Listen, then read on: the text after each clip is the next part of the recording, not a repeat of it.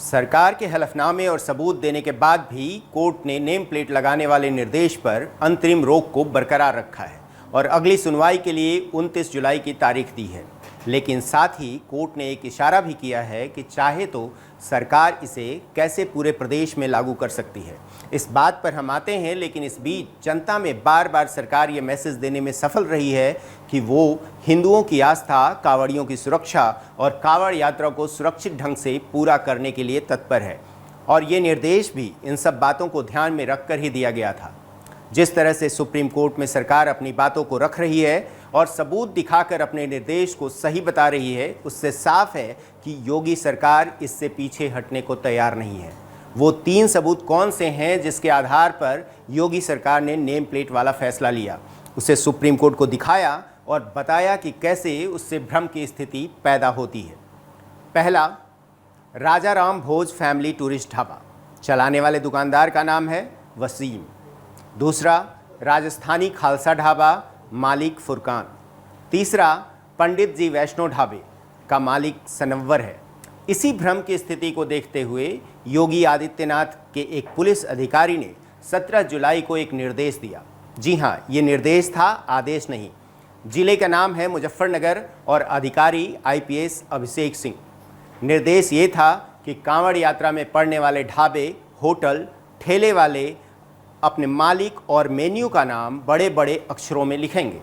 निर्देश में कहीं किसी एक धर्म विशेष का नाम नहीं लिया गया था। निर्देश के बाद सभी ढाबा, होटल और रेहड़ी ठेले वाले ने अपने मालिक का नाम लिखना भी शुरू कर दिया। लेकिन एक समुदाय और धर्म विशेष के नाम पर राजनीति करने वाले और अपना धंधा चलाने वाले लोगों को शायद ये बात अच्छी नहीं लगी। उन लोगों ने इसका हर तरीके से विरोध करना और करवाना शुरू किया। मामला कोर्ट तक पहुंच गया। कोर्ट ने इस आदेश पर अंतरिम रोक लगा दी, लेकिन उसके साथ ही साथ योगी सरकार को एक इशारा भी कर दिया, जिसके जरिए इस आदेश को एक जिले में ही नहीं, पूरे प्रदेश और पूरे देश में भी लागू किया जा सकता है। आखिर सुप्रीम कोर्ट ने ऐसा कौन सा इशारा किया है जिससे उसके अंतरिम रोक लगाए जाने के फैसले से नाराज लोग भी खुश हो जाएंगे?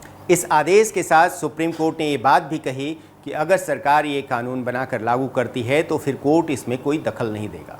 मतलब साफ है कि सुप्रीम कोर्ट ने रास्ता दिखा दिया है कि कैसे इसे योगी सरकार चाहे तो पूरे प्रदेश में लागू कर सकती है, और ये करना योगी सरकार के लिए मुश्किल नहीं है।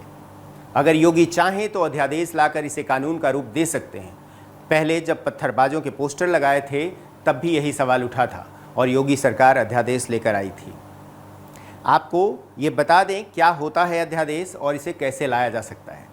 सरकार द्वारा किसी विशेष कार्य को करने या रोकने के लिए तत्काल प्रभाव से एक कानून लाया जाता है जिसे अध्यादेश कहा जाता है। यह तभी लागू किया जा सकता है जब संसद का सत्र न चल रहा हो या किसी राज्य के विधानसभा का सत्र न चल रहा हो। अब अध्यादेश लागू करने का अधिकार किसके पास होता है? राष्ट्रपति की अनुच्छेद 123 के तहत अध्यादेश लागू करने की शक्तियां रखता है। इसके अलावा अगर कोई राज्य सरकार अध्यादेश लाना चाहती है तो इसकी शक्तियां राज्यपाल के पास होती हैं। राज्यपाल को अध्यादेश को लागू करने की शक्तियां अनुच्छेद 213 के तहत प्रदान किए गए हैं। ऐसे अध्यादेश की एक समय सीमा होती है, वो क्या होती है और इस अध्यादेश को फिर स्थायी कानून कैसे बनाया जाता है वो बताते हैं आपको। केंद्र सरकार द्वारा या किसी राज्य सरकार द्वारा किसी अध्यादेश को कानून का रूप देना हो तो उसे 6 महीने के अंदर संसद सत्र में या विधानसभा सत्र में पेश करना होता है। इसके बाद अध्यादेश अगर संसद से पास हो जाता है तो अंतिम चरण के लिए राष्ट्रपति के पास भेजा जाता है। राष्ट्रपति के दस्तखत के बाद अध्यादेश परमानेंट कानून का रूप ले लेता है। इसी प्रकार राज्य सरकार को अध्यादेश विधानसभा सत्र में पास कराना होता है, तभी वह कानून का रूप ले सकता है। अब सोचिए अगर ऐसा हुआ तो विपक्षी और अल्पसंख्यक की तुष्टीकरण की राजनीति करने वाले क्या करेंगे? क्या आपको पता है कि इस निर्देश के खिलाफ याचिका किन लोगों ने डाली, उनका क्या इतिहास है? ये जानना आपको ज़रूरी है। फिर मेरी बात ज़्यादा आसानी से समझ आएगी कि कैसे इस मुद्दे को राजनीतिक और एक धर्म विशेष को दबाए जाने से जोड़े जाने की कोशिश की गई। यही नहीं, हिंदू मुस्लिम तो किया जा ही रहा है, साथ ही साथ दलितों और पिछड़ों को जोड़कर हिंदुओं को भी बांटने का प्रयास कर रहे हैं लोग। दरअसल इस निर्देश के खिलाफ याचिका डालने कोई दुकानदार या ढाबा मालिक नहीं गया, बल्कि उन लोगों ने याचिका डाली जिन्हें इसे सियासी रंग देना था। इस आदेश के खिलाफ टीएमसी की Mahua Moitra, NGO association of protection of civil rights, Delhi विश्वविद्यालय के प्रोफेसर अपूर्वानंद और एमनेस्टी इंटरनेशनल के पूर्व इंडिया हेड आकार पटेल ने याचिका डाली, जिसके बाद अंतरिम रोक लगाई गई। ये एमनेस्टी इंटरनेशनल वही संस्था है जिस पर भारत सरकार ने प्रतिबंध लगाया था और इस पर भारत सरकार के खिलाफ जासूसी करने तक के आरोप लगे थे। प्रोफेसर अपूर्वानंद झा, जिन्होंने CAA-NRC के खिलाफ बयान दिया और इनका नाम दिल्ली में हिंदू विरोधी दंगों में को भड़काने में भी आया था, इनकी बातों को सुप्रीम कोर्ट तुरंत सुनती है। इसलिए अंतरिम रोक लगाए जाने पर हिंदुओं के मन में एक सवाल पैदा हुआ कि आखिर कुछ भी हिंदुओं के हित में होता है तो उस पर सुप्रीम कोर्ट को आपत्ति क्यों हो जाती है? क्या संविधान के अनुच्छेद 14, 15, 17, 19 और 21 के तहत प्रदान किए गए मौलिक अधिकार के हकदार हिंदू नहीं हैं?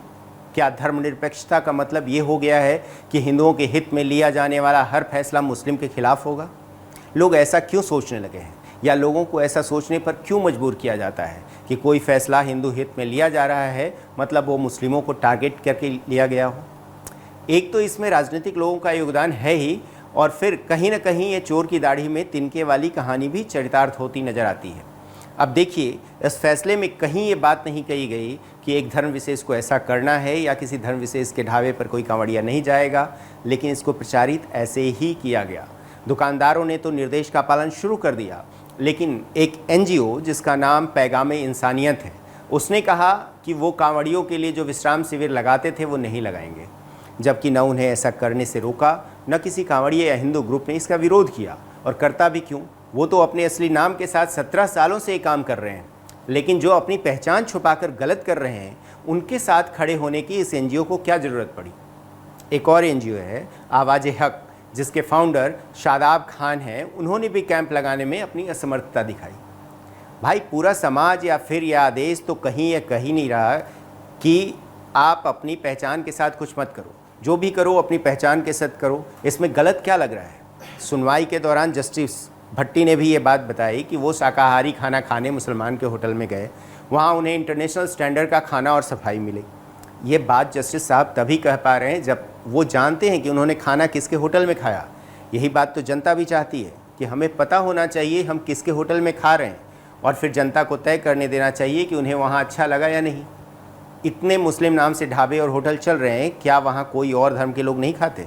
तो जस्टिस भट्टी से लोगों की अपील भी यही है कि पहचानने वाला अधिकार उन्हें भी दीजिए, ताकि आपकी तरह आम लोग भी बता सके कि कहाँ का खाना बढ़िया है। हालांकि मेरा मानना ये है कि अपनी सही पहचान छुपाना और उसके साथ कोई भी काम करना एक तरह से कानूनन गलत भी है और एक तरह का ब्रीच ऑफ ट्रस्ट भी है। इसमें हिंदू मुस्लिम करने वाले लोगों को ये भी सोचना चाहिए। धन्यवाद।